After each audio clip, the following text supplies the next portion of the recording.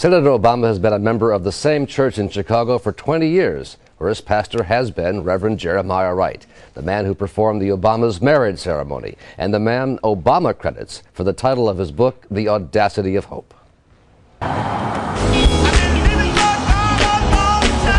Reverend Wright has built a large and loyal following at his church, the Trinity United Church of Christ, on Chicago's South Side. With a powerful voice and his strong words, Reverend Wright can be a mesmerizing presence. The angels in heaven were singing, God never fails. And he often uses the gospel to affirm his strong political views, as in this 2003 sermon, damning the United States for its treatment of blacks. The government gives them the drugs, builds bigger prisons, passes a 3-strike law, and then wants us to sing God Bless America? No, no, no. Not God Bless America. God damn America that's in the Bible for killing innocent people. God damn America for treating us citizens as less than human. It's not known if Senator Obama was in the church on this day, but he has sought to play down Reverend Wright's overall approach. I don't think that my church is actually particularly controversial. During the campaign, the senator has defended what he calls Reverend Wright's social gospel. So he was one of the leaders in calling for divestment from South Africa and some other issues like that. And he thinks it's important for us to focus on what's happening in Africa.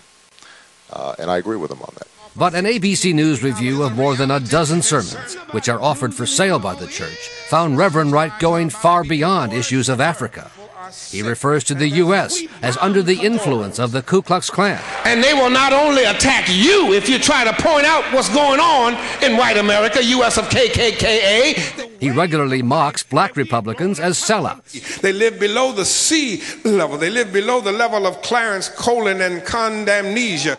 In his first sermon after September 11, 2001, Reverend Wright said the U.S. had brought on the attacks with its own terrorism. We bombed Hiroshima, we bombed Nagasaki, and we nuked far more than the thousands in New York and the Pentagon, and we never batted an eye.